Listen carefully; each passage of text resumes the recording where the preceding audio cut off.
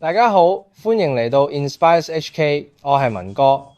事隔2個星期，我終於嚟到大埔宏福苑火災現場。火災發生之後，我一直專注喺點樣幫助生還者，包括協助搬遷、物資支援、聯絡教會、跟進過渡性房屋安排等等。雖然災民基本生活逐步改善，但心理創傷仍然深遠。佢哋仲需要心理輔導同埋超市禮券等支援，呢啲我會遲啲再同大家詳細分享。我哋原本嘅 YouTube Channel 喺8月被平台無故刪除，好多人喺 X 投訴，但 YouTube 到而家都冇理會，所以暫時只能喺後備 Channel 出片。希望大家幫手訂閱同分享，等我哋繼續為災民發聲。講返現場，氣氛非常沉重。雖然火災已經過咗2個星期，居民表面上好似平復咗，但內心創傷難以估計。現場有警察同民安隊封路，要同宏福苑保持距離。街坊行過都會停低望一望，有啲人放花悼念，有啲人默默祈禱。即使唔係災民，大埔居民心情都受到波及。呢場火唔係天災，係人禍。今日我都有去同教會協調，帶嚟一啲好消息。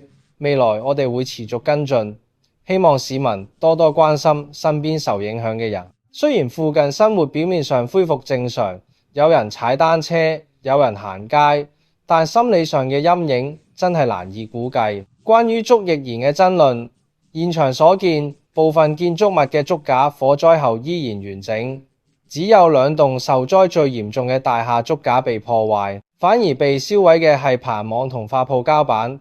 可見真正助燃嘅係呢啲材料，而唔係竹架。保安局局長鄧炳強已承認有至少7個棚網未達阻燃標準，懷疑有人混入不合格材料，蓄意欺騙政府。根據最新消息，火災造成至少160人死亡，6人仍然失蹤，包括1名消防員殉職。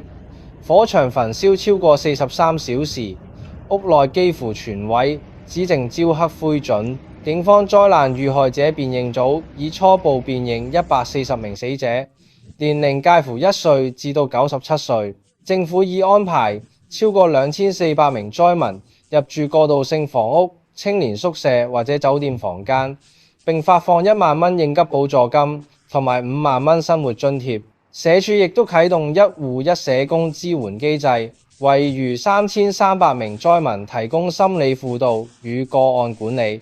政府亦都成立由法官陸啟康領導嘅獨立委員會，預計9個月內提交報告，並可能升級為具法定權力嘅調查委員會。